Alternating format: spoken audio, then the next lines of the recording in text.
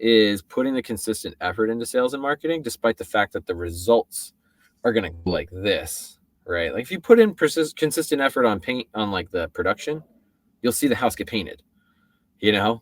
But you can put in consistent effort on sales and marketing, and you'll have some months up and down.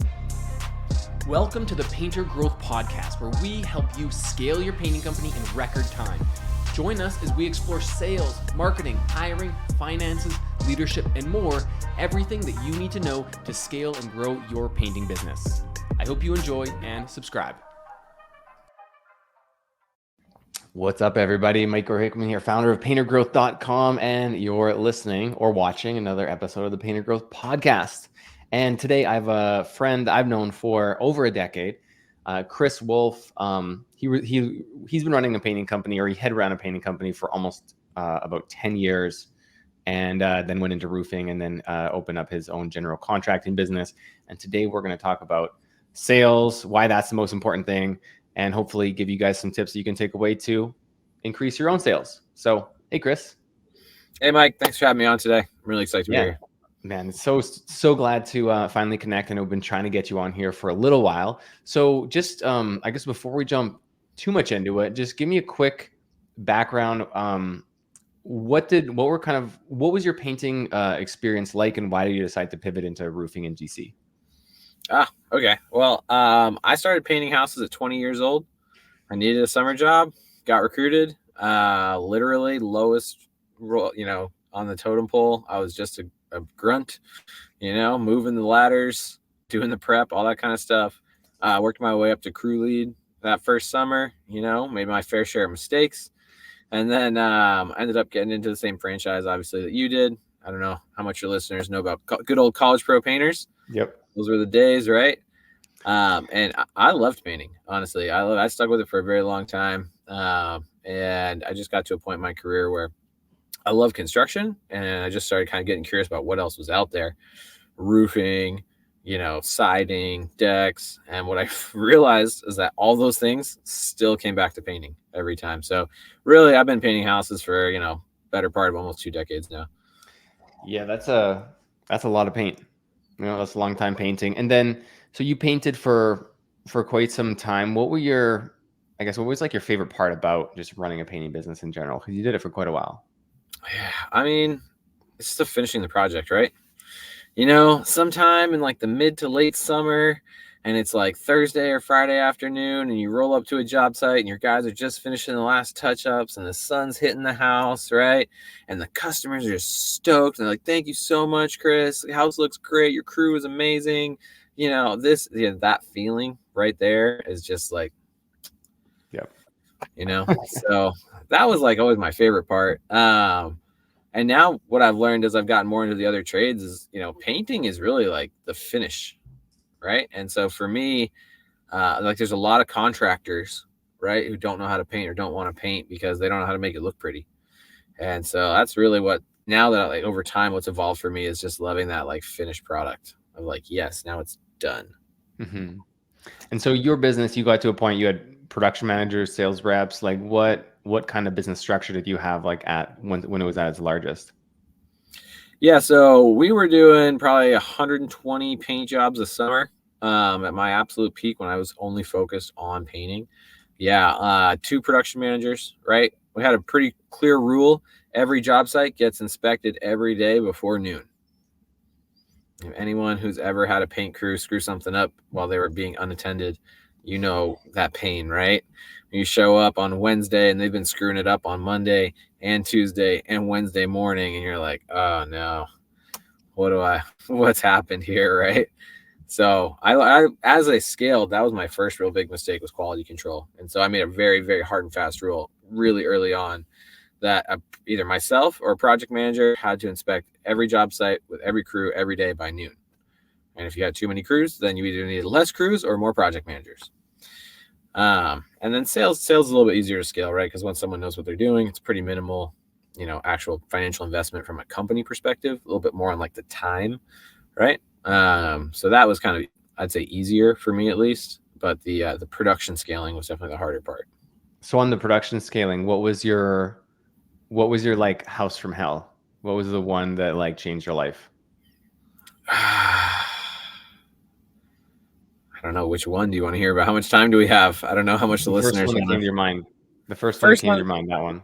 yeah, the first one that came to my mind is the one that like was the catalyst for that. Every job has to be inspected every day before noon, because had some guys on a job. I thought it was pretty straightforward. I thought they knew what they were doing. I was busy putting out fires in other places, right? And I show up a couple days into the job. There's overspray on everything. All the light fixtures had to be replaced, right? There's overspray on all this like concrete and masonry. There's like mist spots all over the place. The sprayer wasn't working. They didn't know what to do. They didn't call anybody. They just kept messing with the sprayer, and it just got worse and worse, right? This customer, I feel like a lot of times, like, your worst projects happen with the worst customers, right? Like the ones that are just completely unforgiving, not patient at all.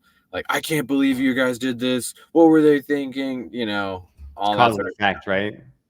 yeah, right. And it's like, so, and it was a 1-story house, dude. Like, this was not a hard house, and we just butchered it so badly. And I just feel like the guys just needed someone there. Just need someone there. Like, hey, make sure you put plastic on this. Hey, let me help you with the sprayer. Check in with the customer. Oh, we shouldn't park there. Okay, I'll tell the guys right now. Right? It's like simple little things that if a management person had just been there, none of the problems would have happened. Yeah. So you got that figured out. Lesson learned, right? Yeah, I mean, it took me some years. I screwed it up a few times, right? But eventually, as we were scaling bigger and bigger, I was like, I can't have all my crews doing this all the time. Well, that's like, a clear argument for, as you kind of grow, how important SOPs are and operating procedures. And you said something intriguing a little bit earlier. You said scaling sales was relatively easy versus production. Now, I know a lot of painting contractors and business owners that would argue and say, scaling production is pretty easy. Scaling sales is really hard. So what steps did you take from growing your sales organization from like you or one sales rep to, to booking that like 150, 200K a month? Sure.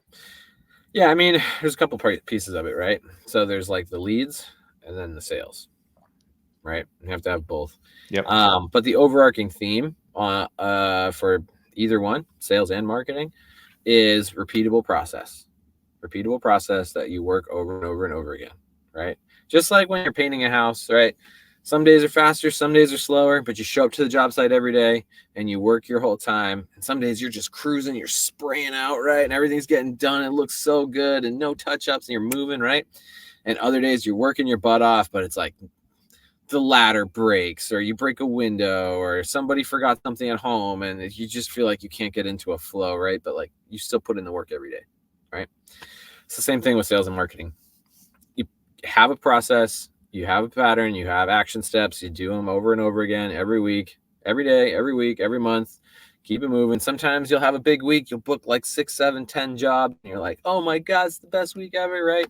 Some weeks you'll do all these appointments. You'll bust your butt the whole week and you won't book anything, right? But that's, so I think that's probably what, in my experience working with other contractors, most people struggle with, is putting the consistent effort into sales and marketing, despite the fact that the results are going to go like this, right? Like if you put in consistent effort on paint, on like the production, you'll see the house get painted, but you can put in consistent effort on sales and marketing and you'll have some months up and down, right? So I guess that's why it's important to look at aggregate data as well, right? Not like how did your last 5 estimates go, but what was your closing rate over the last 50 estimates? And then you got a better picture, removing those spikes and valleys. Oh yeah, absolutely. I mean, honestly, for me, I generally look at it like in a season, which can be a little bit small sample size at the beginning of the year, January, February, right? But by March or April, you should probably be looking at season long numbers to see where your trends are for your business. Yeah, I think season long numbers definitely have a role. But also you need to look at, I would say for sales rate, no less than like 2 weeks at a time. If you're doing like 10 to 20 estimates in that time, you don't want, just to see if you're doing something different, right? Because in sales, you can get into a slump and you can stop doing something. It's like, oh, I'm all of a sudden not closing well. Okay, well, let's look, what am I doing? What am I not doing now that I used to do it? And maybe, my sales assistant isn't doing setup calls anymore. And okay, well, now we can fix that. And that should help remedy the sales issue. Right. Well, and that's where the process is really important, because we're all going to have peaks and valleys of like our results and our intentionality and how we show up. But then it's like, oh, so, pre-calls aren't happening at all.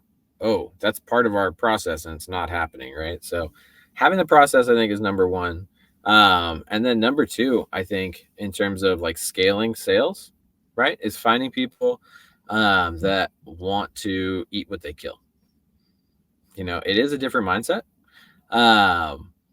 There's a lot of people in construction and in life, right, that want a regular paycheck, and they're gonna, show up for the same work every week, and they want to get their regular paycheck every week. Those people can struggle in sales, right? So it's like kind of like good to great, right? First who and then what. You got to find those right people to put on the bus, and you can teach them how to sell a paint job. I mean, let's be honest. If everyone listening to this is all painters, right? Like, we know painting a house, like especially like a residential project, it's not rocket science. There's some technical knowledge, right? But like, you can learn how to sell a paint job relatively quickly if you care about showing up on time. You are hungry for success, right? You're willing to put in the work, you're willing to talk to people, right? Like, there's these, if you find the right person, you can teach them the technical skills pretty quickly, especially if you then have a pretty standard process. Yeah, there's kind of like three like sections of skills for a sales rep. I would say like number one would be like the fundamentals, right? Can they show up on time? Are they, do they present themselves well? Number two would be the sales hold on. skill. That's so important, because we consider that such a baseline requirement. But how often in our industry is it insane that people are surprised that we show up on time?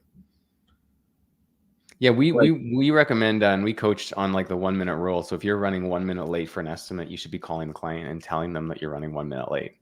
Yep. And actually, one of our guys, he started systematically being 2 minutes late and calling the customer 2 minutes before and just, hey, I'm running 2 minutes late, and building that into the sales process, because it adds that extra level of that extra touch point, and people are like, oh, this is great. He's very timely.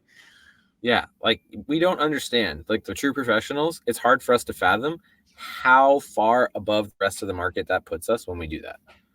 I remember when I was like 20 years old, right, going to appointments, and I was like, young kid, no beard, no gray for sure, right? Feeling all peppy, like, oh, I'm competing against adults now. This is serious. I got to make sure I'm on time.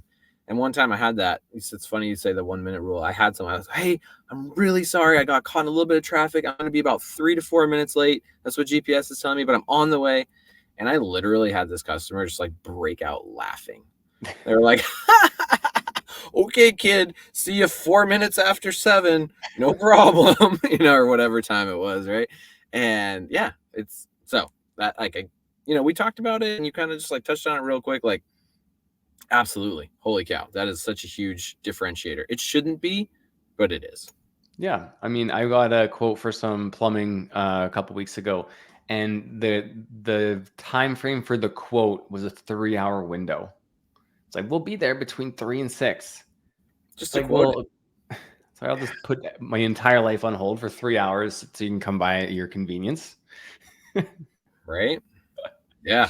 So I didn't mean to interrupt you. I know it's your podcast. I'm sorry. I know that's poor. No, man, this is about you today. I really wanted to emphasize that. That is huge. So, I mean, so fundamentals, number one, figure out your own fundamentals before you can even considering someone else with good fundamentals. So showing up on time, like, what else would you say is not necessarily like an unspoken requirement, but I mean, they have to be spoken. So what are these like low hanging fruit wins that people can implement in their sales process? Like showing up exactly on time. What are some other things that they can easily do? Show up on time. Both homeowners. Like, blanket rule. You can go do an inspection with only one homeowner, but you only present price to 2 homeowners. And, okay, it's not going to be perfect. You can't do it 1,000% of the time. There's going to be someone who's like, well, my wife is a corporate executive with Exxon Mobil, and she's in Saudi Arabia for the next 2 months. And you're like, okay, fine. Sure.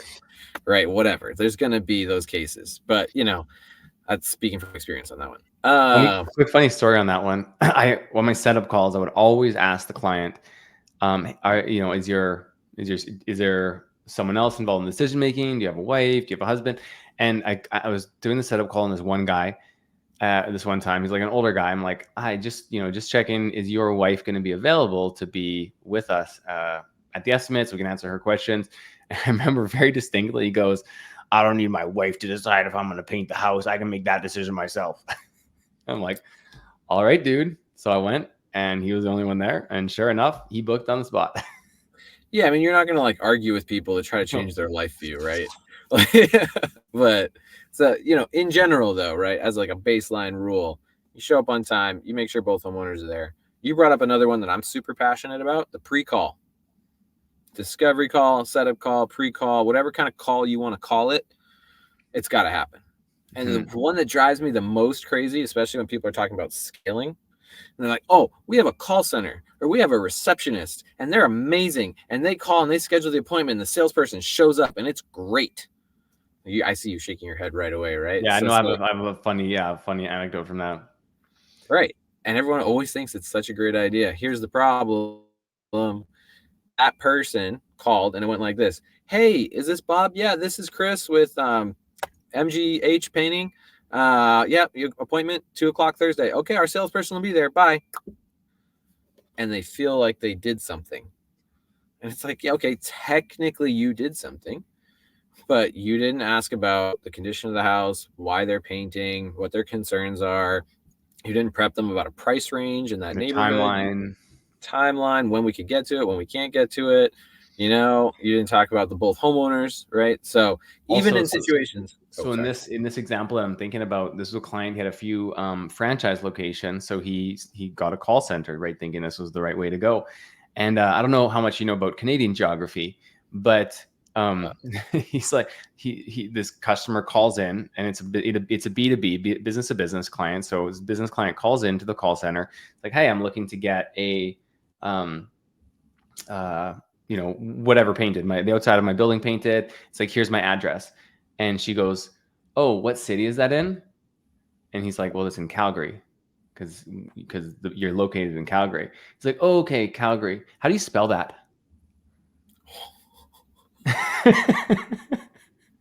Calgary's like a city of like 3-4 million people. And there's someone that just had no idea. And so like your credibility is just gone in an instant. You will never do work for that customer. Right. You might as well not even go to that appointment, right? No. Yeah.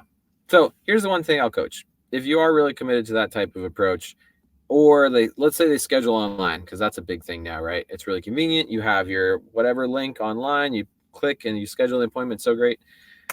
The salesperson who's going to the appointment still needs to do a pre-call if someone else scheduled it. Like, ideally the salesperson setting their own schedule, it's great, it's all smooth. But if you're committed to approach where there's customers getting scheduled some other way, the salesperson who is going to be there and make that connection still has to do a pre-call. Super low-hanging fruit. Every single business can implement this today and watch your close rate go up 10 to 20%, like overnight. Because the other thing, it will then also weed out the appointments that there's no point in going to. Mm-hmm. Oh, well, I need one board painted. Oh, okay, we have a minimum of $500 for our projects. Okay, bye.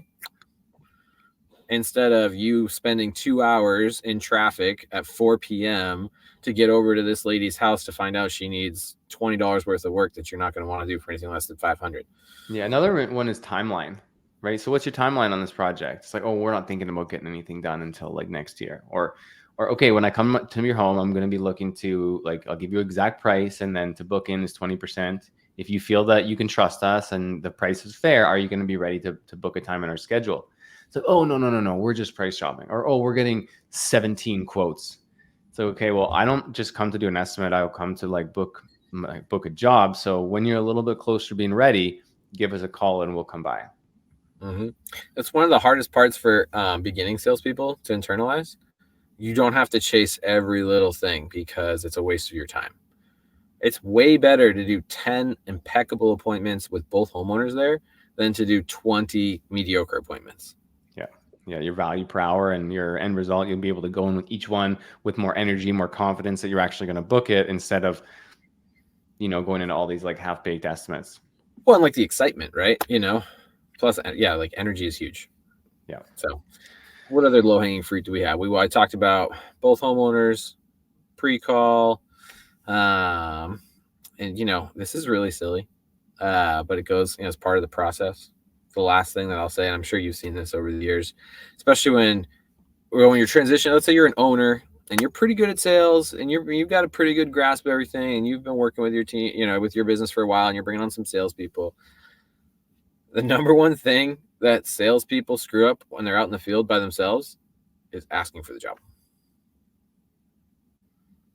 Right? You're talking about like unwritten, shouldn't have to say this, right? But like, if you're talking about growing and scaling, that's one thing you have to make sure your people always do, is that they actually ask for the job. All right, Mike. You actually have to back up one step, because you need to be presenting the proposal to the client at the time of the estimate. Go to your vehicle, write it up, print it out, or show it on your iPad, come back in, present it to both homeowners, and then ask for the job, right? No more texting the price once you get home. Yeah, exactly. In person, you're presenting to both homeowners. And again, 3 to 5% of the time you won't be able to do it, right? But 95 to 97% of the time, especially in paint, you should be able to, go out, get the price, present to both homeowners. Yeah. It's a little trickier getting into commercial, but it's the same idea. You got to get in front of the decision maker. Don't give it to the front desk lady who's going to email it up the chain 3 levels. Get up the chain 3 levels yourself to that director, that project manager, whoever, and you present to them.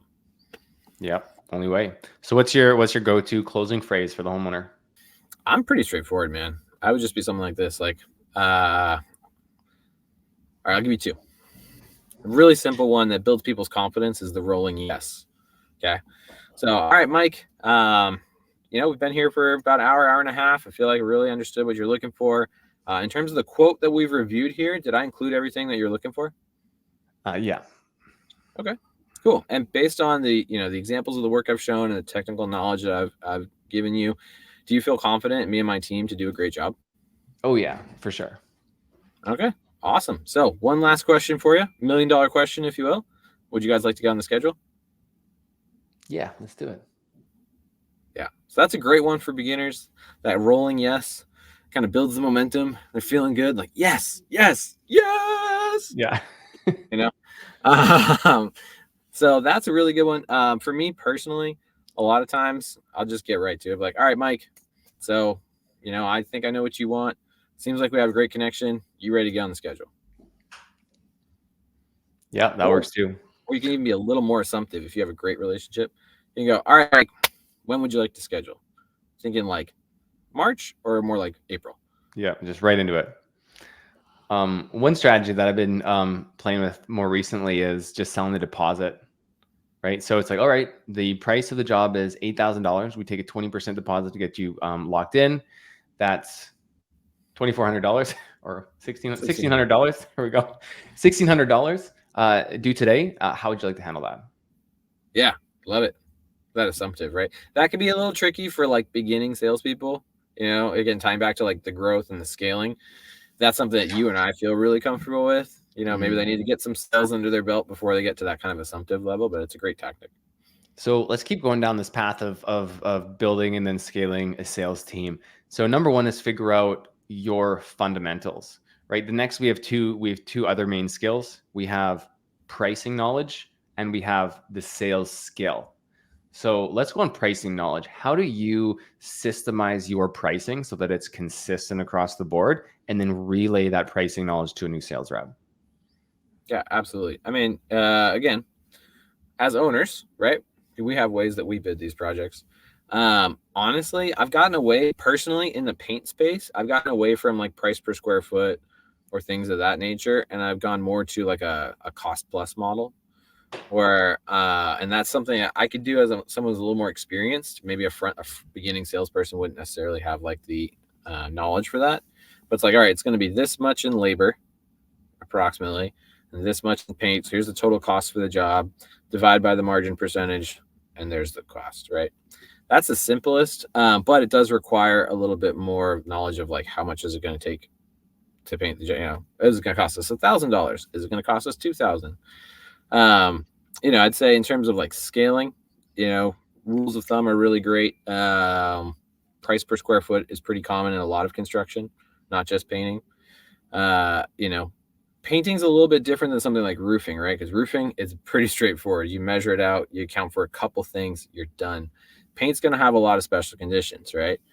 Siding, you say, okay, we're going to paint siding. Well, do you have nice wide horizontal boards, right? Or do you have little vertical channels that are going to take forever to spray each side of the channel? So, developing some sort of pricing sheet for those things, big picture, right? Like how much prep, how much body, how much trim, how many accents, right? You got those 4 things on all 4 sides, giving your people something like that where they can practice. And obviously you go start them on the easier ones, build up from there. But, honestly, I found the biggest way or easiest way to learn your pricing knowledge as a salesperson is to be out there in the market competing.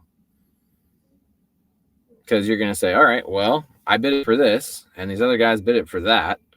They're either higher or lower or same, and their quality is either higher or lower or same. So you can kind of triangulate a little bit that way too. If your price is the same as the guy that doesn't have any license or bond and he's getting, illegal immigrants to work for him that he picked up at the hardware store, like, you're probably not charging enough. Right. Yep. So, or, you're out there in the market and your quality is here and the other top quality guys there, and you're like right at the same price. Man, I feel pretty comfortable with that. Yeah. Okay. How would you recommend paying a sales rep? Like what type of like there's a million different comp models that you could structure. You said you ideally want someone who's 100% commission.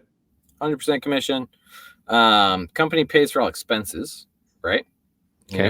So if they have real expenses to get to and from work, but yeah, commission, you want them hungry, and ideally tiers, right? It's like, all right, you get 8% of every job, and if we hit our profit margin, you get another 2 to 4%.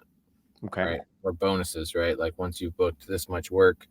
So one thing that's a little tricky is the profitability, right? When you're talking about sales professionals booking jobs that someone else is going to produce on someone else's dime, I usually like to tie some sort of incentive around the job actually being produced profitably, because otherwise, in a worst case scenario, right, you could have someone come in, underbid everything, get a ton of bookings, try to get paid a bunch of commission in advance, and then the company loses its shirt on all those projects, right? So there has to be, a little bit of something about the profitability of the job. If you're going to pay 10% total commission, you pay 6% no matter what, and the other 4% if the job's profitable, something like that. There's a cool way that I heard the other day on a previous podcast, actually, with Brad. The way he pays his sales reps is just simply 20% of gross margin. Nice. And then if it's below 35% gross margin, they don't get anything. Sure. Yeah. I like that too. Yeah. Only issue with that is there's just like a cash flow cycle for the sales rep. So there'll be a couple of months where they just don't earn anything because they got to wait for the jobs to be produced. But as long as you can get over that hump, then I think it'd be pretty good. Pretty good relationship. Some sort of like advance, or you check the job. Or just give them some training salary for a couple of months. Yep. That's totally fine. I think that's a very worthwhile investment, honestly. Yeah. I'm talking like once they're trained, and the jobs are coming in. So finding someone who's willing to work 100% commission is obviously important. Who are we looking for when it comes time to bring in? Actually, before who are we looking for? When do we know that we're ready to bring on a sales rep? That's a great question. I think a lot of people have it backwards. I think they want to just get sales reps in so they quote unquote don't have to do sales anymore. Right. But you should really honestly look at, to get to our business goals, how many sales appointments need to happen? And can I do all those sales appointments with all my other responsibilities? Based on our average job size and closing rates. Exactly. Based on the data. Because like for me in my construction business that I still run on the side, I just do all the sales because my production team is pretty dialed in. They don't really need a lot from me. So it depends what you like to do, right? Some guys want to be in that production management role and offload sales. Some people want to be in the sales role and offload production management. Some people want to do neither. If you're spending all day on job sites and you don't have any time to do 10 appointments or 20 appointments that need to happen, right? So I would say based on the data, a lot of problems in construction and in other walks of life, people set these goals based on feelings. We're going to do 2.5 million this year. Why? Because it's a round number and it sounds big. And it's like, you're not emotionally connected to that. You don't have a real plan for that, right? So for me, it's, At what You did point 200,000 this year. right, exactly. You're like here and you want to go there, and Yeah. it doesn't make any sense, right? But so when really should be based on when when someone needs to be doing the sales appointments and you can't be. Mm-hmm. And maybe that's pretty soon, or maybe that's never. Yeah. So how many sales appointments would you like to see a sales rep doing on average per week? 8 to 10 really, really good ones. 12 on a busy week. Okay. So like 2 to 3 a day max. Yeah. And I'm talking like hour and a half, 2 hours, plus drive time, plus call time, right? Like Yep. I worked with a company in Vancouver, actually. Great painting company, really solid fundamentals, but their sales process was all wonky. Their guys were doing 15 to 20 estimates a week, 25 estimates a week. They'd show up for 30 minutes, get some measurements, emailing bids, like just doing it all wrong and working so hard at it. Right? Like, Yeah. if you're trying to close 50% plus, which absolutely you can do in the residential market, 50 to 60% plus, you have to slow down. It's like, would you rather do 20 estimates and close 20% of them? Or would you rather do 10 estimates and close 50% of them? Mm-hmm. Yeah, absolutely. Okay. So we kind of have our numbers. So if you have a business where you're doing that, 10 to 20 estimates a week right now, and it's consistent and you know how to kind of throttle that up, then you could start thinking about bringing on a sales rep. Yep. How about If quota? you have a process that you can teach them. Yeah, exactly. I would The process. figure out the process first. Don't figure out the process while you're teaching them. True. Then you're wasting everyone's time, including your own. What type of quota do you like to see sales reps hit in the painting business? It depends on average job size, right? So, and that's going to depend on market. In my market these days, average paint jobs probably around 7 to 10 grand. It's mostly exterior, right? Yeah, mostly exterior, interior too, though. Okay. I mean, there can be good money in interior if you bid it right. So Exterior is 8K? easier. Sorry, what? So 8K on average. Let's call it 8K. Okay. And so if you're getting 10% of that, it's like $800. So, you probably want to be booking at least 2 or 3 jobs a week, realistically, right? So let's call it 2.5 jobs a week times probably 40 to 45 weeks. So 8 times 8,000 times 2.5. Like Like 800 to 900K. Yeah. A million's a lot for paint. Mm-hmm. A million's a lot. If you can get to $1 million, good for you. You're probably closing a few big jobs to close the gap. But like 800, 7, 8, 900,000 a year, if you're working consistent every week, is very doable. Yeah, and then you're paying them 10%, so they're making 90 to 100K. Pretty good job. And you throw some bonuses in there too. It doesn't have to be flat 10%. If they're your number one salesperson and they close $900,000 worth of work for you, I mean, you can throw them a little bit of extra money. Yeah, absolutely. Now let's talk about who you should hire. Who are you looking for? So do you have a specific framework of the type of guy or girl that you like to be a sales rep, or do you have any strategies like hiring interior designers or anything? Just like walk me through who you're looking for. Mm-hmm. Yeah, for sales reps specifically, I mean, past performance is the best indicator of future performance. Everyone sounds good in an interview. Everyone's turning a new leaf and they're ready for a change and they're going to be better than they've ever been, right? So I look for people that have done things in the past that show that they're self-starters, that they're tenacious self-starters. How would you ask a question to uncover that? Yeah. Tell me about a time in your life, either personal or professional, where you had to show a lot of initiative to create something. Tell me about a time in your life where you had to set a goal and work hard over time to reach it. And what steps went into that goal, et cetera, et cetera. And they're like, well, I had this goal to open up my karate class to more people. And it took us 2 years, but now we have a whole new age group for karate class or whatever. Like, it doesn't have to be work specific, right? So would you say that like tenacity would be one of the most important skills to interview for? Yeah. So self-starting or, can work hard on their own without someone over their shoulder. and then that tenacity to not quit, because we all know that sales is going to be like this, right? And so you need people that know when they're on this down slope, like, hey, it's okay, I'm going to keep working at it, and the results will come back. So here's in one of our, this is a training we're just redoing right now, but you're going to recognize some of these terms. I never share a screen on a podcast because it's always typically audio only. But these are 7 skills, I guess, plus 1, 8 skills that traits that you can interview for. So instrumental abilities, attainment, leadership, precision, tenacity, introspection, and values. So out of these are obviously all important, but when you're bringing on a sales rep, like what do you feel is, what would be like the top 2 or 3 that you would really want to see that would be deal breakers if your sales rep didn't have? Yeah, attainment and tenacity.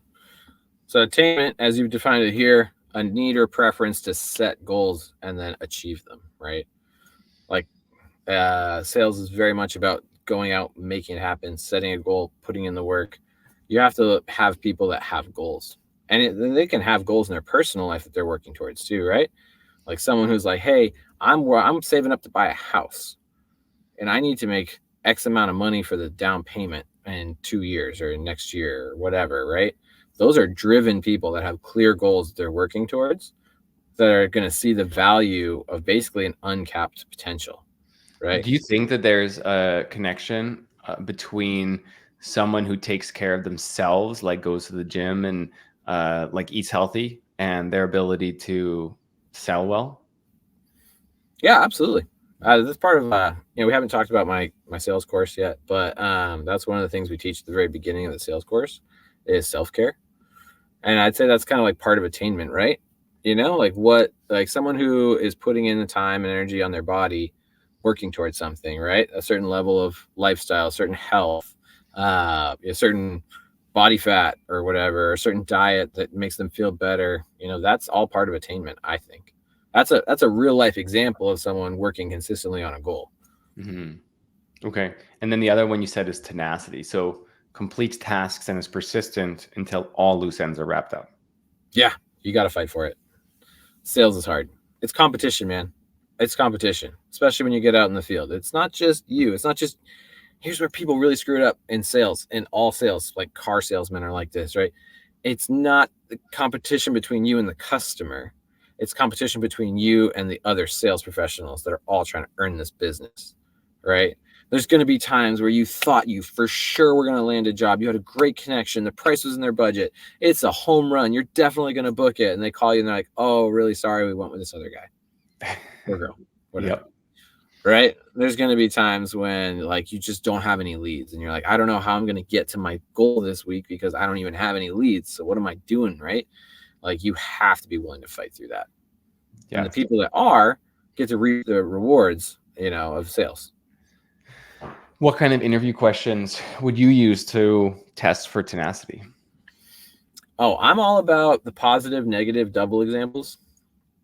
So I'll say, and I'm interviewing someone and we're talking about tenacity. I'll be like, all right, tell me about it. And I prep usually ahead of the time. You have to prep on this because people never want to tell you the bad ones. So I have to say, hey, I'm going to ask you a series of things. I'm going to ask you for positive and negative examples on both.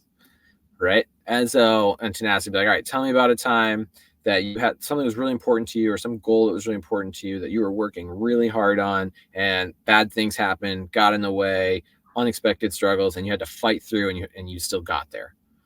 Right. And they're like, oh, well, this one time, they're all excited to tell you. Right. And then it's like, all right, cool. Now, same question, flip side. Tell me about a time there was something that was really important to you that you were working on. Things came up, stuff happened, and you didn't make it. You didn't hit the goal. You didn't achieve the whatever. Yeah. What happened? Why? What did you learn? That will tell you a lot more about a person than, oh, well, everything's hunky-dory and I'm really great. Woohoo, hire me. Because, A, they have to be honest enough to even share that with you. Right? If someone's like, oh, I can't think of a time. I'm like, all right, next. Right? Yeah. It's like I was interviewing this one painter once, and I was like, tell me, he's a student and he wanted to apply for my painting business to learn how to paint. And I was like, tell me about the time that you had to work the hardest in your life. And he's like, oh, this one time I had to put in a 10-hour shift at Sobeys. The horror. Like, yeah, it's like, well, next. Yeah. Right. So, I think that when you're talking about interview and you're building your team, and that's really for all aspects of your business, not just the sales team, right? I like to get into like, tell me about a time it worked and a time it didn't. And you'll learn a lot about it. Yeah, I like that. I haven't heard it done that way before, but yeah, especially if you start with the one that worked, flesh that example out, then hopefully that gets them thinking about a time that it didn't, and you can learn a lot about them. Do you ever use personality tests or anything like that? Not personally. I know a lot of people like to. To me, like, again, past performance is the best indicator of future performance. Yeah. So I think that's really good a good start when it comes to actually bringing on the sales rep. How about when it comes to training and then ongoing management? Like, let's actually just go first on training. How would you onboard and get someone up to speed? Like, how long should this take? And what would the associated tasks be? Sure. So one thing that a lot of people miss on, again, this is across all industries, but we're talking about building your sales team or your production team, is a true actual onboard meeting. Like, think about all the times you've had jobs, you've gotten paid for things. How many times are they like, all right, come in, sign your tax forms. Great. You're starting on Monday. See you then. Welcome to the team. Right. That's like a very standard, like when I first got my very first dishwashing job at 16 years old, that's what it was. Right. It was like, hey, cool. You're on the team. Make sure your butt's here at your first shift. Good luck. All right. And then there might be some quote unquote training at that time. That's fine. But a true onboarding meeting for me, especially if you're like a business owner and you're trying to build your brand and you're trying to bring on the right people that are rock stars that are going to be there, it should be like a 1 to 2 hour meeting, right? Where like, okay, yeah, you get all the paperwork done, you sign the tax forms, and this is your compensation and company policy, sign in here. But also like, okay, like let's really get into, like, we talked in the interview process about your goals, like what are your bills? What are your big picture financial dreams? How much money do you need to make? What is that going to look like with our company, metrics for you to get $100,000 this year?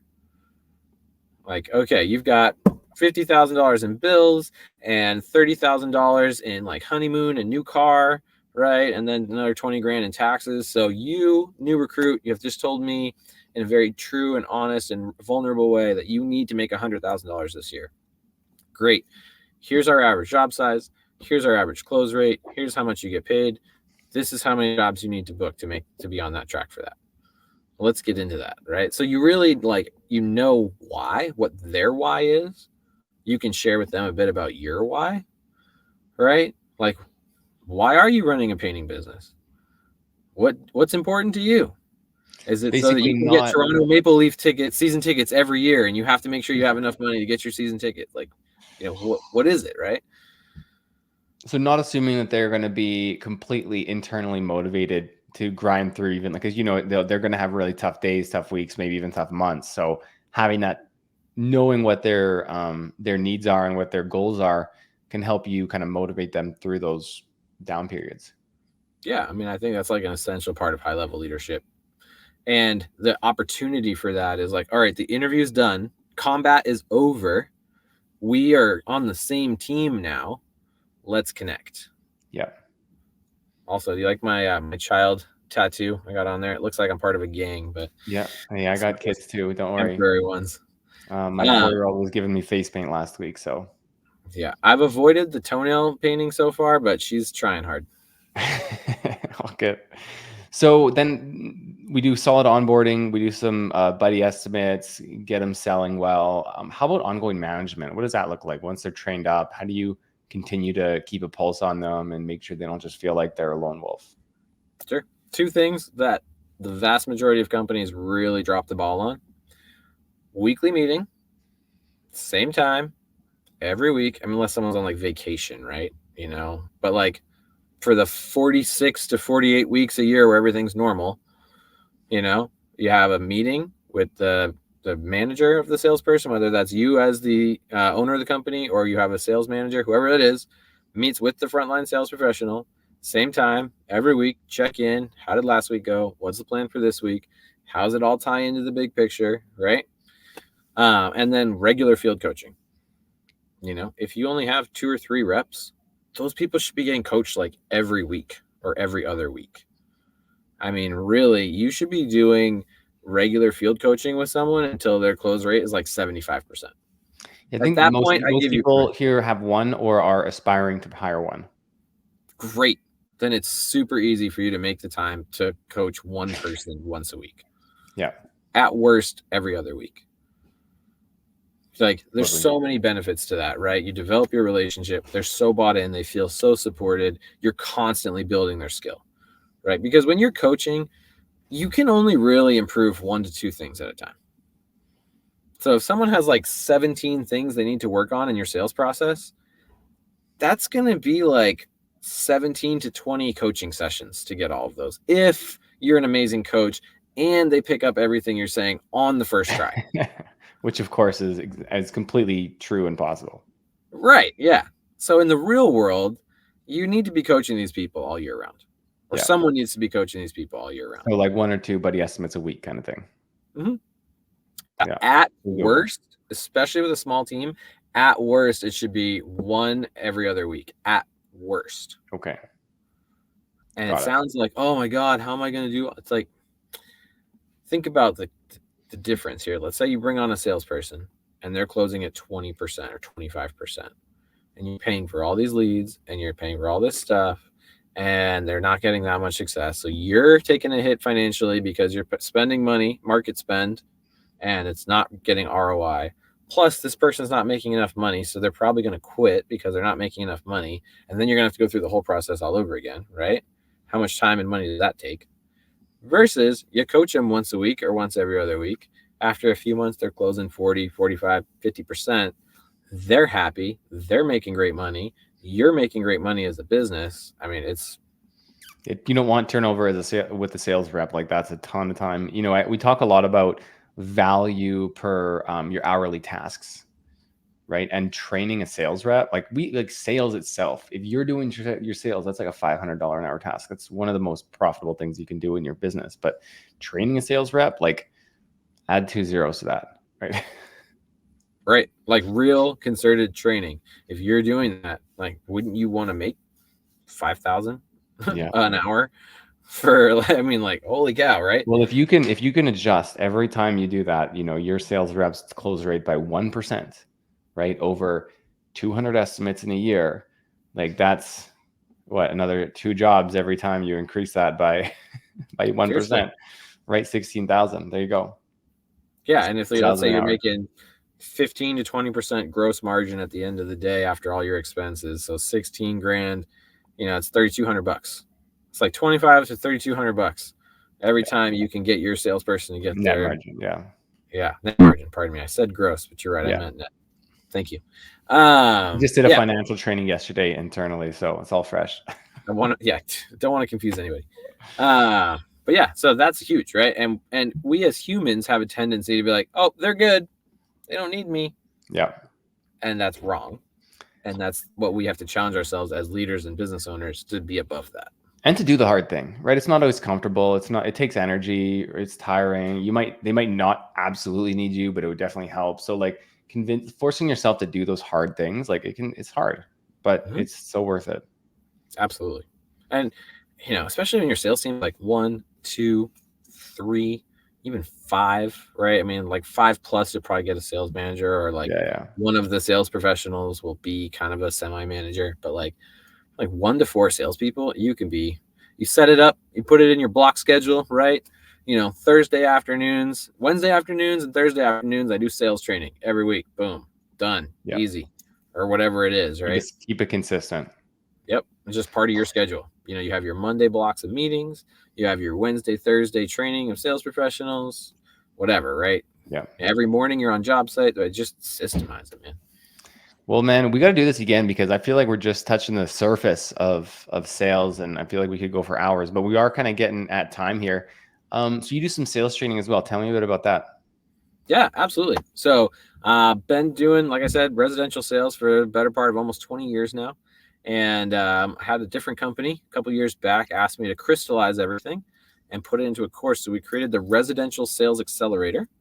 We were hosting it as part of a suite of other programs, and we're actually breaking it out onto our own. So through Wolf and Wolf Consulting, with the Residential Sales Accelerator, it takes you through all aspects of residential sales, from how to be to what the sales professional should do for prospecting, at the company level, but then at the sales professional level, the actual sales process. We have a little tool we call the Sales Compass, right, to guide you through the storm when you're in there with the client. Sales professionals' responsibility during production and how you can work for referrals and get those easy leads. And we even have a whole phase about sales management as well. So it's really literally everything about residential construction sales. Painting was my first love, as you know. So there's a lot of painting specific stuff in there as well. And so you can give me a link and I can put it in the description. People can check it out. Yeah, absolutely. We'll probably run a little promotion. Anyone coming from Painter Growth. What's the price point? So it's about $1,000 a month, just under $1,000 a month, for up to 3 logins. Okay. And it's just ongoing coaching and training and stuff like that. Yeah. So we have the course itself, which you should take in small bites. And then we have weekly coaching and all that to really crystallize. So you think $1,000 a month, you're going to make that back on one sale, right? It pays for itself so many times over. Yeah. Well, there you go, man. Well, thanks for coming on today, dude. Definitely have to have you back. And we'll put the link to learn more about that below. And hook the people up with a little bit of a deal. You gotta. Absolutely. For an old friend, I can do that. Yeah. All right, Chris. Well, it's great chatting with you, man. Again, I wish we could keep going for another hour, but we gotta go. So you have a great one, and can't wait to have you on again. Thanks. Have a good one. Thanks for listening to the Painter Growth Podcast. If you want to grow your painting business, go to www.paintergrowth.com or click on the top link in the description. Talk soon.